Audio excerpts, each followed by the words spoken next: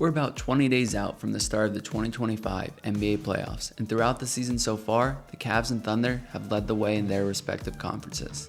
That being said, NBA fans and media alike can be quick to question a team that is lacking quote-unquote experience.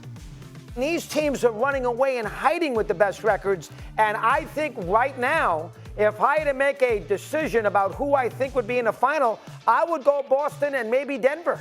I don't know if I take OKC. And Cleveland, I don't trust Cleveland in a 7-game series. So I'm going to say to Brian and Steve that I'd like neither team to go to the NBA final. I named you 6. Not in order. No Cleveland. I didn't say Cleveland. No Thunder. I didn't say a Thunder. I don't know why you keep asking me questions that I didn't say the names. And I think there'll be a tremendously difficult out for the Celtics or anybody should Cleveland get to the finals. But the Celtics have the experience. Yep. They've got the know-how and they've got the talent. Right, and I think experience kick in when you go into the NBA finals. Your first time in the NBA finals, you could be overwhelmed by all the attention, the excitement, the focus being on you. I mean, at the end of the day, it's a show me league. This is a show me league. What have you shown me? Yes, OKC's shown us that they can win in the regular season, but can you win in the finals when the lights are the brightest? Is it fair to be skeptical of a team that hasn't won on the big stage before? It kinda is. I look back to the previous NBA champions, and it is fairly rare for a team to win a title without having key players who have made deep playoff runs in the past. On the other hand, it almost seems like a modern-day employer looking for every new employee to have 10 years work experience. Experience isn't something you can get it until you get it. And how would we even measure it? A player can play 10 years in the league and never make the playoffs, while some win a title in their rookie year. While not perfect, I came up with a system to determine each player's postseason experience. The NBA moved to a 16-team playoff format in 1984, so instead of just going off of how many playoff series or games someone played in, I went off of the furthest round they made it to. They got 1 point for losing in the modern-day first round, 2 points for making it to the conference semifinals, 4 points for a conference finals appearance, 7 points for being on the losing finals team, and 10 points for winning it all. I only considered players that were in the team's playoff rotation. The mark for that was set at 100 minutes during the championship postseason, and that usually left 9 to 10 players for a team. I understand a team can have a veteran on the bench who may not play but is valuable in the locker room and providing experience to younger players on the team. But the same thing can be said for an assistant coach who had title experience as a player, so for the purpose of this list, we only consider players in the rotation. Also, in order for a player to get credit for past experience, they had to play 30 minutes in that series in order to get the points. This was to filter out players who were mostly playing garbage time minutes and not getting that same intense playoff experience as someone playing meaningful minutes.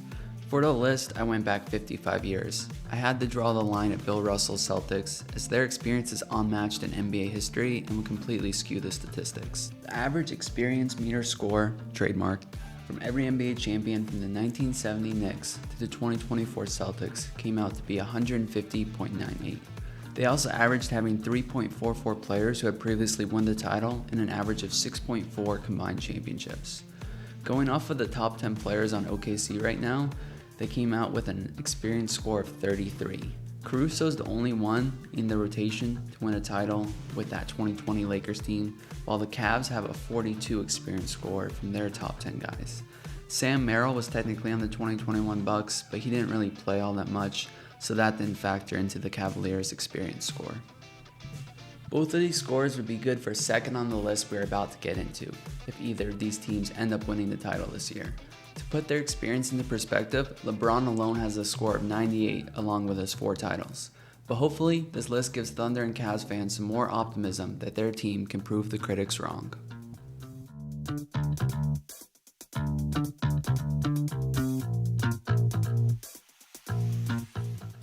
At number 5, the 1971 Milwaukee Bucks with an experience score of 49. So yes, in retrospect, a team with Oscar Robertson, Kareem Abdul-Jabbar, and Bobby Dandridge doesn't seem like it's lacking experience. But Dandridge and Kareem were only in their second NBA season at the time, and Oscar didn't have quite the postseason experience you may assume given his Hall of Fame resume. Robertson had never made the finals before. He had only won 2 playoff series before the 71 Bucks run, as he had been stuck in the same conference with Russell's Celtics and Wilt's Sixers for the better part of the last decade. Meanwhile, Kareem, then still known as Lou Alcindor, was arguably the most decorated college player of all time, winning 3 titles at UCLA, but had just 2 playoff series under his belt from his rookie year. The only other player with meaningful playoff experience was Bob Boozer, who was a role player for a Lakers team that lost the 1966 finals. I was trying to think of a modern day example to describe the 1971 version of Oscar and Kareem. While not perfect, the closest tandem I could come up with is if Dame Lillard and Wemby win the title this year. Obviously, Dame doesn't quite measure up to Oscar's accolades, and while Wemby has the hype, he doesn't have Kareem's college experience. But the point is, don't be fooled by the big names. The 71 Bucks didn't have a wealth of experience. At number 4, the 2015 Golden State Warriors with an experience score of 46. So for some reason, I remember the Mark Jackson era as being more successful than it actually was. They went 1-2 in their playoff series under him, and that was all the experience that Steph, Clay, and Draymond had entering 2015. Even though Steph would win the MVP this year, I remember everyone questioning Golden State as they entered the postseason due to their lack of experience. The Warriors had a couple other NBA vets who had a little more experience than their star trio. Andre Iguodala had been in the playoffs 8 times before 2015, but had only won 1 playoff series. Leandro Barbosa had been to the Western Conference Finals 3 times as a member of the Suns. Granted, he only played significant minutes in 2 of those 3 playoff runs. I still think a healthy Cavs team would have taken them in the finals, as injuries turned Matthew Dellavedova into the Cavs' second best player, but that's a subject for another video. Number 3, the 1994 Houston Rockets with an experience score of 43. Now you may say, didn't Hakeem make the finals once back in the 80s? Why yes he did. The Rockets lost to the Celtics in the 86 finals, and good on you for knowing that. However, after that finals run, Hakeem would only win 1 playoff series in the next 6 years. He was still the most experienced player on this team by far, as the rest of the rotation had a lot of youth and inexperience. Robert Horry, Sam Cassell, and Mario Elie were still in their first few seasons. Even guys that had been in the league longer like Kenny Smith, Otis Thorpe, and Vernon Maxwell only got their first playoff series win the year prior in the first round versus the Clippers. Earl Cureton, I hope I'm saying his name right, had won a title as a bench warmer on the 83 Sixers, but had little experience in intense playoff moments. Heading into 94, none of these guys would have had a reputation as being playoff proven, other than Elijah One, who still had his doubters from the early exits the last half decade. Also, no disrespect to these guys, as a lot of them were great role players, but hats off to Hakeem for winning a title with this roster. At number 2, the 1981 Boston Celtics with an experience score of 35. Same thing as the Bucks earlier in this list, it's impossible to look at the legendary names 40 plus years later and see them as anything other than Hall of Famers. But entering the 1981 playoffs, no player in the Celtics rotation had won more than 1 playoff series. The team did make the Eastern Conference Finals the year before, led by a rookie Larry Bird, veteran Tiny Archibald, and Cedric Maxwell. But with a 12-team playoff format that year and a bye in the first round, they only had to win 1 series before losing to the Sixers in the conference finals. That offseason, they would draft Kevin McHale and bring in Robert Parrish, who only had a few playoff series in his first few years with the Warriors. The average age of this team was 26.5 years old. While that may not seem super young now, remember that players typically played 4 years in college back then.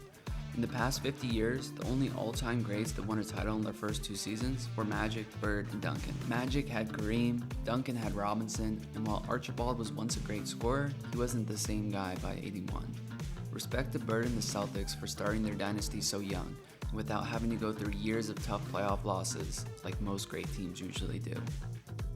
At number 1, the 1977 Portland Trailblazers with an experience score of 6. Yes, just 6. Can you guess how many NBA playoff series wins they had from every player on this team combined? None, 0, not 1 single bit. That's right, not a single one. I had to preface this with NBA playoff series, as a couple guys did have ABA experience. Maurice Lucas and Dave Schwartzak had played in a few ABA seasons before coming to Portland, but only Herm Gilliam had NBA postseason experience. And that experience was a total of 3 playoff series, none of which were wins for Herm's teams. Their star player, Bill Walton, was in just his 3rd season. In his first 2 years in the league, the team finished with a losing record and missed the playoffs. In fact, the Blazers as a franchise had never made the playoffs until the year they finally won it all. The average age of this team was just 24.38 years old, which is slightly younger than this year's Thunder's team at 24.7. It's hard to imagine a team winning a title in the modern era with this little experience. Even the bad teams in the league now have more than that Blazers team. The Hornets have Josh Green and Taj Gibson, the Wizards have Jordan Poole and Chris Middleton, and even the Jazz have John Collins and Jordan Clarkson. That year, Portland just showed up out of nowhere, was the best team in the league for about a year and a half, and then sadly retreated back into mediocrity because of Walton's injuries. So that's the list. Let me know down in the comments if you believe in the Thunder and the Cavs, and for the fans of those teams, let me know if the video gave you more hope or less heading into the playoffs. Thanks for watching. See you next time.